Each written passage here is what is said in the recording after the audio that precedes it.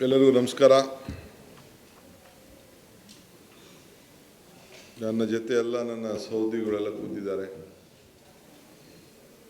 All senior ministers are here.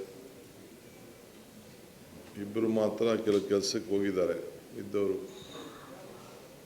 Parameshwar ಅವ್ರ ಆರೋಗ್ಯ ಸ್ವಲ್ಪ ಸರಿಯಿಲ್ಲ ಅಂತ ಇವತ್ತು ಪಾರ್ಟಿಸಿಪೇಟ್ ಮಾಡಿಲ್ಲ ಅಷ್ಟೇ. ಸುಮಾರು 7 ಗಂಟೆಯಿಂದ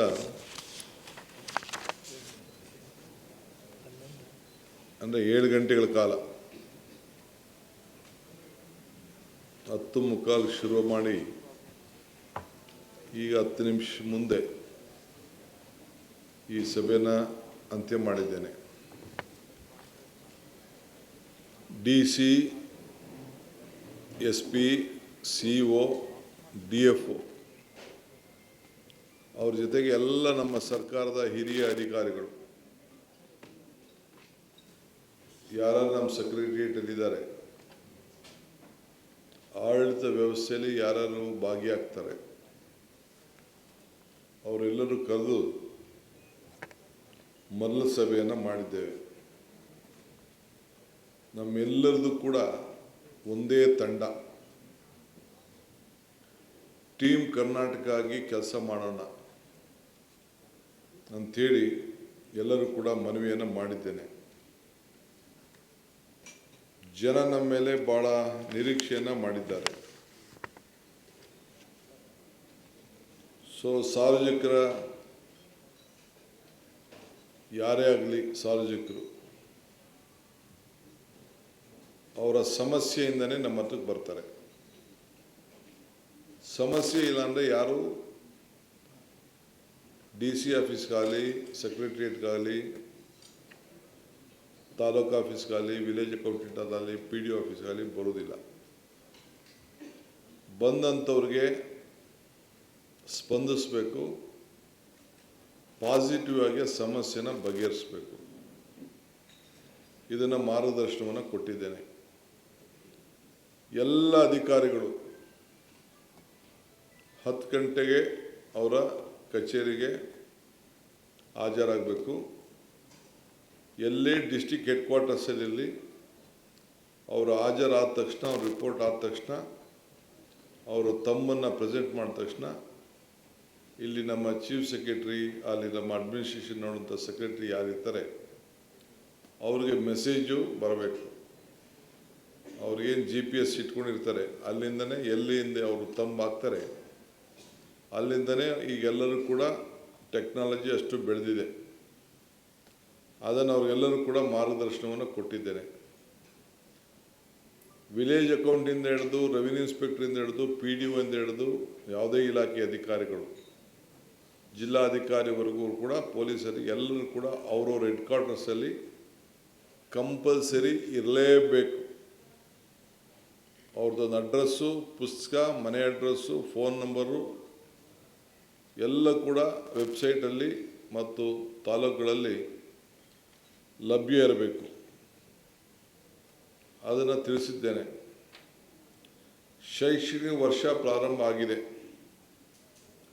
ಪ್ರತಿಯೊಬ್ಬ ವಿದ್ಯಾರ್ಥಿಗಳನ್ನು ಶಾಲೆಗೆ ಕರೆಸ್ತಾರಿಸುವಂಥ ಕೆಲಸ ಮಾಡಬೇಕು. ಎಷ್ಟು ಶಾಲೆಗಳಲ್ಲಿ, ಕೆಲವು ಶಾಲೆಗಳಲ್ಲಿ ಸುಮಾರು 0 ಸ್ಟೂಡೆಂಟ್ಸ್ ಕೂಡ ಇದ್ದಾರೆ. ಕೆಲವರು ಬೇಕು ಅಂತ ಮೇಷ್ಟ್ರುಗಳ ಅನುಕೂಲಕ್ಕೆ ಅವನ್ನೆಲ್ಲ ಕರ್ಕೊಂಡು ಬಂದು ಒಬ್ಬನೋ ಇಬ್ಬನೋ ಅಡ್ಮಿಟ್ ಮಾಡಿ ಅವನ ಸಂಬಳಕ್ಕೋಸ್ಕರ ಇಡ್ತಾರೆ. ಅದು ನಮ್ಮ ಹತ್ರ ಮಾಹಿತಿ ಇದೆ. ಅದು ನೆಕ್ಸ್ಟ್ ಕ್ಯಾಬಿನೆಟಲ್ಲಿ ಏನು ಮಾಡಬೇಕು ಅನ್ನೋದನ್ನು ಅಂಥ ವಿಚಾರದಲ್ಲಿ ಕೆಲವು ತೀರ್ಮಾನಗಳನ್ನು ನಾನು ಮಾಡ್ತೇನೆ. ವಿದ್ಯಾರ್ಥಿಗಳ ಸಮವಸ್ತು, ಪಠ್ಯಪುಸ್ತಕ ಮತ್ತು ಶೂಸು ಯಾವುದೇ ಇದು ಕೂಡ ಕಂಪಲ್ಸರಿ ಒಂದು ತಿಂಗಳೊಳಗಡೆ ಎಲ್ಲರೂ ಕೂಡ ತಪ್ಪಿಸೋಂಥ ಕೆಲಸವನ್ನು ಮಾಡಬೇಕು. ಮಳೆ ಪ್ರಾರಂಭ ಆಗ್ತಾಯಿದೆ. ಬಿತ್ತನೆ, ರಸಗೊಬ್ಬರ, ಬೀಜ ಲಭ್ಯತೆ ಇವೆಲ್ಲ ಕೂಡ ವಿತರಣೆ ಮಾಡೋಕ್ಕೆ ಕೇಂದ್ರದಲ್ಲಿ ಬೇಕಾದಷ್ಟು ಸಮಸ್ಯೆಗಳು ಬರ್ತಾಯಿದೆ ವಾರಿಂದ. ಅದು ಕೂಡ ಜನ ಭಾಳ ಹುಷಾರಾಗಿ ಇದನ್ನು ಹ್ಯಾಂಡಲ್ ಮಾಡಬೇಕು ಅಂತ ನಾನು ತಿಳಿಸಿದ್ದೇನೆ. ಜೊತೆಗೆ ಲಾ ನೀನಾ ಗ್ಲೋಬಲ್ ವಾರ್ಮಿಂಗ್ ಇಲ್ಲಿ ಉಂಟಾಗೋಂಥ ದೊಡ್ಡ ಸಾಧ್ಯತೆ ಇದೆ. ಸೊ ಅಲ್ಪಾವಧಿ ಮಳೆ, ಕೆಲವು ಕಡೆ ಕೋಸ್ಟಲ್ಲಿ ಪ್ರವಾಹ, ಇವೆಲ್ಲ ಕೂಡ ಇದೆ. ನಿನ್ನೆ ತಾವೆಲ್ಲ ಗಮನಿಸಿರಬೇಕು, ಕೆಲವು ಕಡೆ ಸಿಟಿಗಳಲ್ಲೇ ಫ್ಲೈಟ್ಗಳು ಲ್ಯಾಂಡ್ ಆಗಲಿಕ್ಕೆ ಆಗಿಲ್ಲ ಅಂತ ದೊಡ್ಡ ಮಳೆ ಗಾಳಿ ಎಲ್ಲ ಕೂಡ ಪ್ರಾರಂಭ ಆಗ್ತಾ ಇದೆ. ಇದನ್ನು ಭಾಳ ಹುಷಾರಾಗಿರಬೇಕು. ಜೊತೆಗೆ ನಮ್ಮ ಅಗ್ನಿಶಾಮಕ ದಳ ಫೈರ್ ಫೋರ್ಸ್ ಅವರು ಭಾಳ ಹುಷಾರಾಗಿ ಇದರಲ್ಲಿ ಕಾರ್ಯಕ್ರಮನ ನಿರೂಪಿಸಬೇಕು. ಇದು ಕೂಡ ಅವರೆಲ್ಲರೂ ಕೂಡ ಮಾರ್ಗದರ್ಶನ ಕೊಟ್ಟಿದ್ದೇನೆ. ಈಗ ಜೊತೆಗೆ ಇನ್ನು ಕೆಲವು ಭಾಳ ಪ್ರಮುಖವಾದ ವಿಚಾರ ಏನವ್ರಿಗೆ ಹೇಳಿದ್ದೇನೆ ಅಂದರೆ, ಎಲ್ಲರೂ ಕೂಡ ಮತದಾನದ ಹಕ್ಕು SIR ಪ್ರಾರಂಭ ಆಗ್ತಾ ಇದೆ. All district ministers, all DCs compulsory ಪ್ರತಿಯೊಂದು ತಾಲೂಕಿಗೂ ಹೋಗಿ ಭೇಟಿ ಕೊಟ್ಟು BLO ಅವ್ರಿಗೆ ಮಾರ್ಗದರ್ಶನ ಕೊಟ್ಟು, ಯಾವುದೇ ಪಕ್ಷದ BLAಗಳಿರಲಿ ಅವ್ರ ಜೊತೆ ಸಂಪರ್ಕ ಇಟ್ಕೊಂಡು ಅವ್ರ ಮತದಾನದ ಹಕ್ಕನ್ನು ಅವ್ರಿಗೆ ಕೊಡಿಸ್ಬೇಕು. ಮತದಾನ ಯಾಕೆಂದರೆ ಈಗ ಮ್ಯಾಪಿಂಗ್ ಅಂತ ಏನು ಹೇಳ್ತಾರೆ, ಅದು ಮ್ಯಾಪಿಂಗ್ ಬರೀ ಅಧಿಕಾರಿಗಳಿಗೆ ಮಾತ್ರ ಮ್ಯಾಪಿಂಗ್. 90%, 98%, 97, 86 ಅಂತ ಮ್ಯಾಪಿಂಗ್ ಅವರಲ್ಲಿ ಇಟ್ಕೊಂಡಿರ್ಬೋದು. ಅದು ನಮಗೆ ಲೆಕ್ಕ ಇಲ್ಲ. ಯಾವುದೇ ಮತದಾನ, ನಾನು ಕಡ್ಡಾಯವಾಗಿ ಹೇಳ್ತಾ ಇದ್ದೀನಿ, ಇದನ್ನು ಭಾಳ ಕ್ಲೀನಾಗಿ ನೀವು ನೋಟ್ ಮಾಡ್ಕೊಳ್ಳಿ. ಯಾವುದೇ ಮತದಾರರು ಇನ್ಕ್ಲೂಡಿಂಗ್ DK ಶಿವಕುಮಾರ್ ಆಗಲಿ, ಇಲ್ಲಿರೋಂಥ ಎಲ್ಲ ಮಂತ್ರಿಗಳು ಅವರು ಮತ ಉಳಿಸ್ಕೊಳ್ಬೇಕು ಅಂತಂದರೆ ಅವರು ಕಂಪಲ್ಸರಿಯಾಗಿ ಎನ್ಯುಮರೇಷನ್ ಫಾರಮ್ಸ್ ಏನಿದೆ, ಅರ್ಜಿ ಏನಿದೆ, BLO ಏನು ಒಂದು ಅರ್ಜಿ ಕೊಡ್ತಾರೆ, ಆ ಅರ್ಜಿ ಫಾರಮ್ಗೆ ಫಿಲ್ಲಪ್ ಮಾಡಿ ಕೊಟ್ಟರು ಮಾತ್ರ ಅವರ ಮತ ಉಳಿತದೆ. ಇಲ್ಲ ಅಂದರೆ ಅವ್ರ ಮತ ಉಳಿದಿಲ್ಲ. 3 ಬಾರಿ BLAಗಳು ಅವರ ಮನೆ ಬಾಗಿಲಿಗೆ ಬಂದು ಮನೆ ಇಲ್ಲ ಅಂತಂದರೆ ಕೊಡ್ತಾರೆ, ಇಲ್ಲ ಅಂದರೆ ನೋಟಿಸ್ ಬೋರ್ಡಲ್ಲಿ ಹಾಕ್ತಾರೆ. ಸೊ ಅದಕ್ಕೆ ಅವಕಾಶ ಕೊಡೋಕ್ಕೆ ಹೋಗಬೇಡಿ. ಯಾರೇ ಹೊರಗಡೆ ಕೆಲಸ ಮಾಡ್ತಾಯಿದ್ರೆ ಅವರ ಬದುಕಿಗೋಸ್ಕರ ಹೊರಗಡೆ ರಾಜ್ಯದಲ್ಲಿರ್ಬೋದು, ಹೊರಗಡೆ ರಾಷ್ಟ್ರದಲ್ಲಿರ್ಬೋದು, ಹೊರಗಡೆ ಊರಿನಲ್ಲಿರ್ಬೋದು, ಅವ್ರದ್ದೆಲ್ಲ ದಾಖಲೆಗಳನ್ನು ಪಡ್ಕೊಂಡು ನೀವು ಅದನ್ನು ಮತದಾನದ ಅವ್ರಿಗೆ ಸೈನ್ ಹಾಕ್ಸಿಸ್ಬಿಟ್ಟು ನೀವು ಕೊಡಬೇಕು ಅಂತ ತಿಳಿಸಿದ್ದೇವೆ. ಎಲ್ಲರಿಗೂ ಕೂಡ ರೆಸಿಡೆನ್ಷಿಯಲ್ ಸರ್ಟಿಫಿಕೇಟ್ ಕೊಡಬೇಕು. ಯಾರಿಗೆ ರೆಸಿಡೆನ್ಷಿಯಲ್ ಸರ್ಟಿಫಿಕೇಟ್ ಇಲ್ಲ ಅವರೆಲ್ಲರಿಗೂ ರೆಸಿಡೆನ್ಷಿಯಲ್ ಕೊಡಬೇಕು ಅಂತ ಹೇಳಿದ್ದೇನೆ.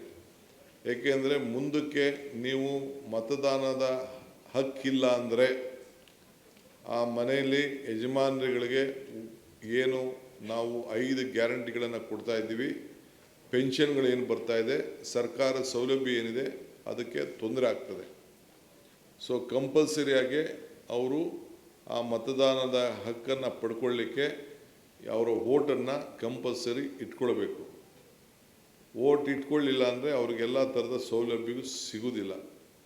ಈಗಾಗಲೇ ವಿದ್ಯಾರ್ಥಿಗಳಿಗೆ ಗಂಡು ಮತ್ತು ಹೆಣ್ಮಕ್ಳು ಪ್ರಯಾಣ ಮಾಡ್ತಾಯಿದ್ರು. ಗಂಡು ಮಕ್ಕಳುಗಳಿಗೂ ಈಗಾಗಲೇ ಜಿಯೋ ಕೂಡ ಈಗಾಗಲೇ ಇಶ್ಯೂ ಆಗಿದೆ. ಈಗ ಪ್ರಕ್ರಿಯೆಯನ್ನು ಅವರು ಪ್ರಾರಂಭವನ್ನು ಮಾಡ್ತಾರೆ. ಅದಕ್ಕೇನು ಮಾಡಬೇಕು, ಅದು ಯಾವ ರೀತಿ ಅಪ್ಲಿಕೇಶನ್ ತೆಗೆದುಕೊಳ್ಬೇಕು, ಏನು ಐಡೆಂಟಿಫಿಕೇಷನ್ ಕಾರ್ಡ್ ಹೆಂಗೆ ಕೊಡಬೇಕು, ಬಸ್ ಪಾಸ್ ಏನು ಕೊಡಬೇಕು, ಅದನ್ನು ಅವ್ರಿಗೆಲ್ಲರೂ ಕೂಡ ಕೊಡ್ತಾರೆ. ಇದ್ರ